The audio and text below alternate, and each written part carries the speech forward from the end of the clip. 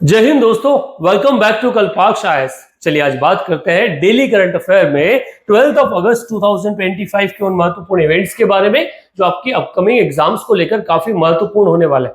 इसे ये वीक काफी हैपनिंग चल रहा है, परंतु सिर्फ मीडिया में या फिर जिसको सोशल मीडिया आप कह लें या आपका मीडिया जो आपकी कैची न्यूज होता है, परंतु एग्जामिनेशन के बेसिस पर जो न्यूज है वो शायद आपको मीडिया में देखने को न मिले।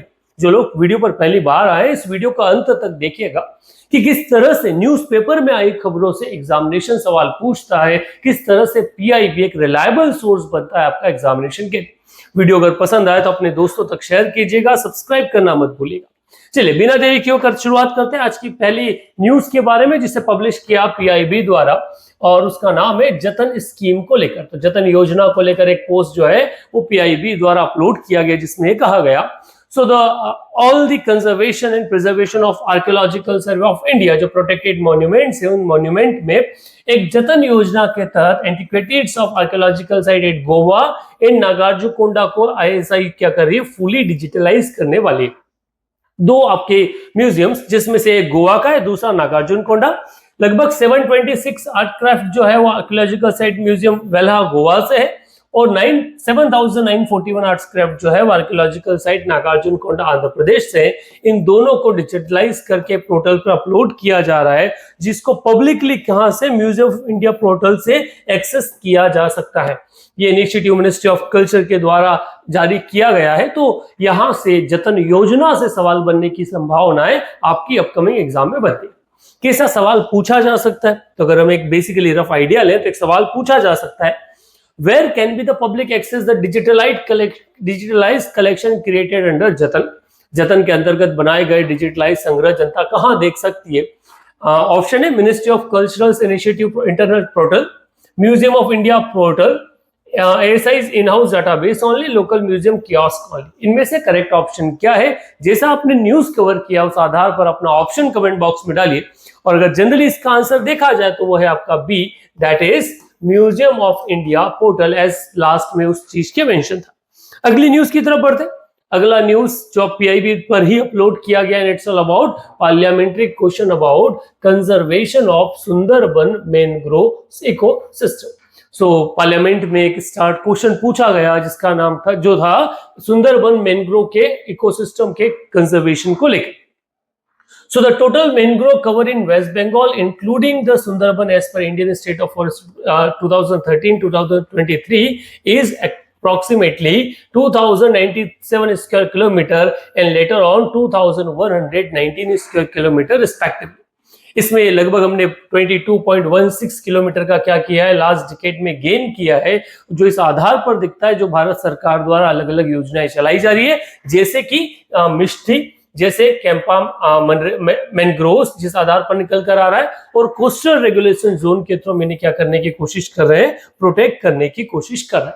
सो जिस तरह से यूएन द्वारा, जिस तरह से भारत सरकार द्वारा मैंग्रोव को प्रोटेक्ट करने की कोशिश की जा रही है, इस मैंग्रोव का न्यूज जो है पार्लियामेंट में क्वेश्चन पूछा गया, और क्योंकि पार्लियामेंट में बात उठी है मतलब बात बड़ी है, और जब बात बड़ी है तो ऐसी बड़ी बातों पर सवाल पूछने की शायद जवाबदारी हमारे एग्जामिनेशन बोर्ड पर आ जाती है।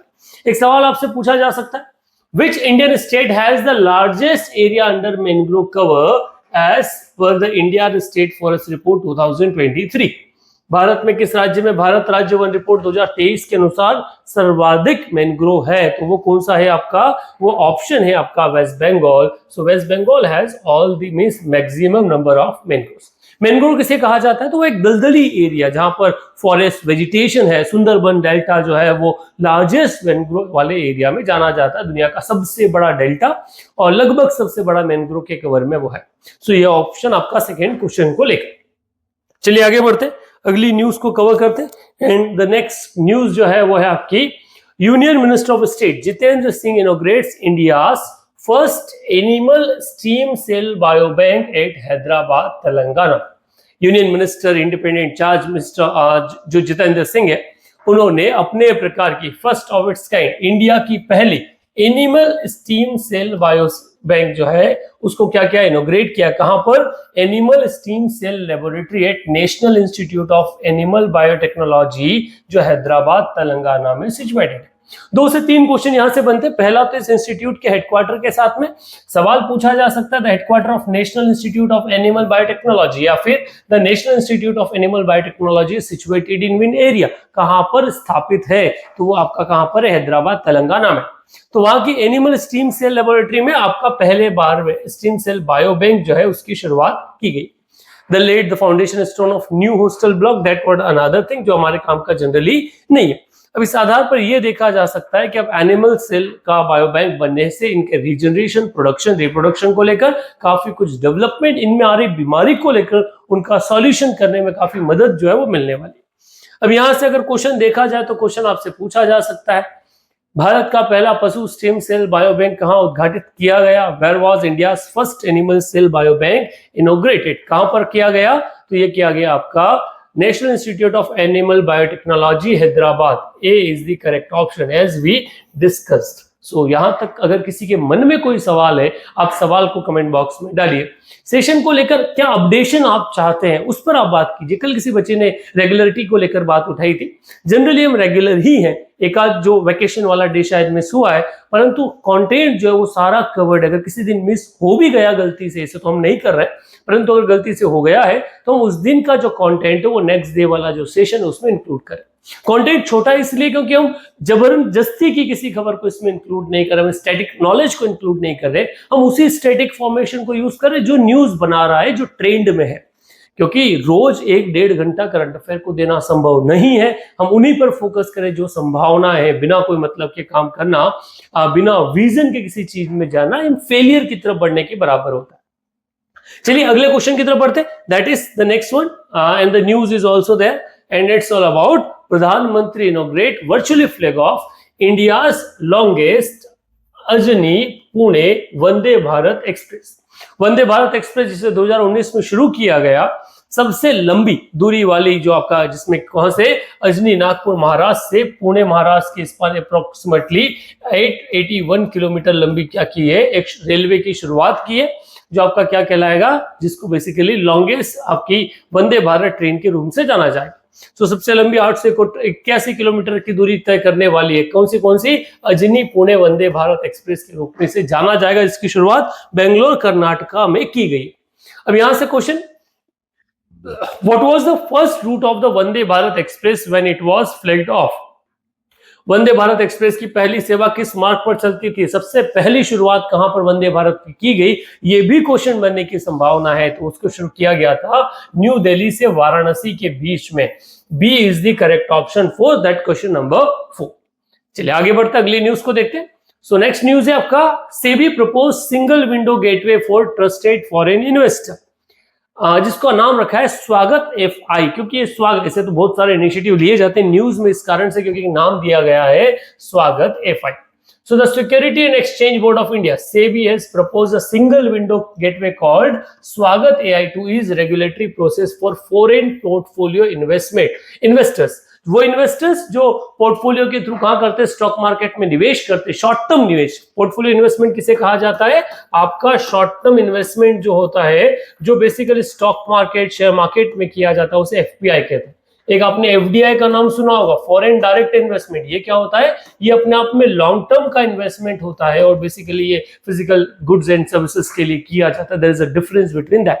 सो FPI के प्रमोशन के लिए किया गया स्कीम का जो नाम है वो रखा गया single window automatic generalised access for trusted foreign investor. तो यहां से बना आपका स्वागत, और इन्होंने FI फॉरेन इन्वेस्टर्स के लिए लेकर आए। तो एक नया योजना जो है वो शुरू किया गया। ये क्या करेगा? So reduce regulatory complexities, simplify compliances and enhance India's attractiveness for investment destination. Investment को बढ़ाने के लिए इसकी शुरुआत की।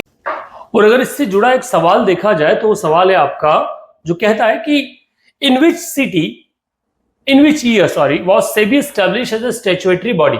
सेबी को सांविधिक निकाय के रूप में कब स्थापित किया, किस वर्ष में स्थापित किया गया? तो सेबी से लेके जो कानून आया वो 1992 में आया। So the correct option for particular question जो है वो आता है आपका बी। तो आपका करेक्ट ऑप्शन। चलिए अगले क्वेश्चन की तरफ बढ़ते हैं। अगला न्यूज है, लोकप्रिय Gopinath Bordoloi international airports bags international architectural award 2025। सो उसका जो T2 टर्मिनल है, जिसे हम क्या कहते हैं, जो बरदोली एयरपोर्ट का जो आसाम, जिसे हम गुवाहाटी इंटरनेशनल एयरपोर्ट के नाम से भी जानते हैं आसाम में, उसको इंटरनेशनल आर्किटेक्चरल अवार्ड 2025 से ट्रांसपोर्ट कैटेगरी में अवार्ड मिला है। इस अवार्ड को Chicago Athenaeum museum architecture and design जो उसके द्वारा आर्किटेक्चर दिया गया है, एक ट्रिब्यूट है वो उस नॉर्थ ईस्ट की जो आपका इंडियन पार्ट है उसको लेकर। इसे अडानी एयरपोर्ट द्वारा संचालित जो है वो किया जाता है। यहां से अगर क्वेश्चन बनने की संभावना देखी जाए तो सवाल पूछा जा सकता है, गोपीनाथ बोरदोलोई किस भारतीय राज्य के पहले मुख्यमंत्री थे? Manipur, Assam, Tripura, Meghalaya. So he was from Assam. Generally as it is question पूछा जाए ऐसी संभावनाएं नहीं, परंतु इस न्यूज से सवाल आएगा, इस बात की डेफिनेशन हम दे सकते हैं। साथ ही साथ ये कह सकते हैं कि भैया इस तरह के सवाल बन सकते हैं, आपका एक प्रोटोटाइप है कि भैया ये चीज न्यूज में, इससे यहां से इस तरह के सवाल जो है बन सकते हैं। So that's it for today, जो वो न्यूज में था। Last phase question of the day. Question of the day में आपका क्वेश्चन है, in which year did Nagaland attain full statehood? Nagaland को पूर्ण राज्य का दर्जा किस वर्ष में दिया गया? 1956, 1963, 1972, 1987। Which is the correct option? Comment box में डालिए। सेशन कैसा लगा इसको लेकर अपने ओपिनियन रखिएगा, अपने दोस्तों तक शेयर जरूर करिए। Thank you very much. Stay tuned with कल्पाक्ष।